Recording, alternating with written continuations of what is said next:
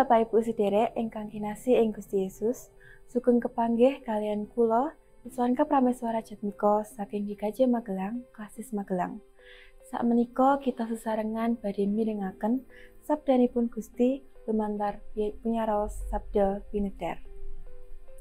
Dinten samenika Rebo Paing 9 Juli 2020 Minggu Limrah.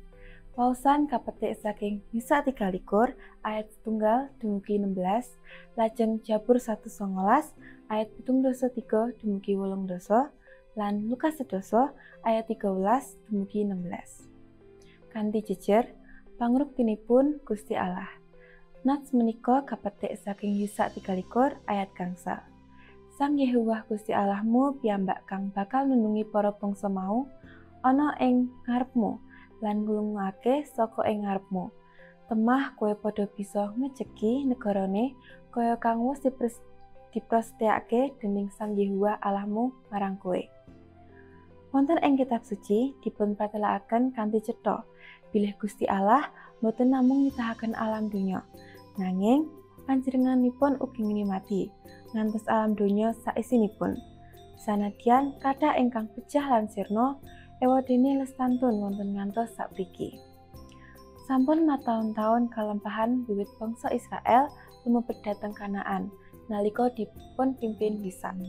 Lan bangsa Israel sampun nelukakaken mengsah-mengsahipun satemah samangke saged ngasuk saking sedaya mengsahipun.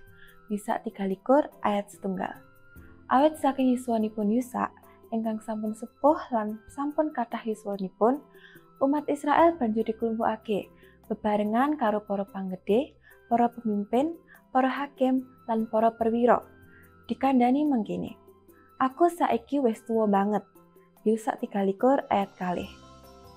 Lajeng piyambakipun ngendikaken ngengini kasetyanipun Gusti Allah lan ngengetaken supados umat Israel kedah tansah setya dumateng Gusti Allah lan bangun turut dumateng sabdanipun. Bilih monten mesti badhe aben ajeng kalian perkawis ingkang ngegirisi. Intinipun bab 13 inggih menika badhe ngengetaken kasetyanipun Gusti Allah dhateng Israel wonten ing lelampahanipun bangsa Israel. Mila nas dinten menika nandhisaken kados pundi Gusti Allah tetep setya ngrukti lan ngamping-ngampingi lelampahanipun bangsa Israel. Temtunipun gesang kula lan panjenengan ugi. Saking pengalamanipun bangsa Israel, cetha bilih Gusti Allah mboten namung ngrimati lan nglestantunaken wontenipun alam donya, nanging panjenenganipun ugi ngrimati lan nglestantunaken gesangipun manungsa.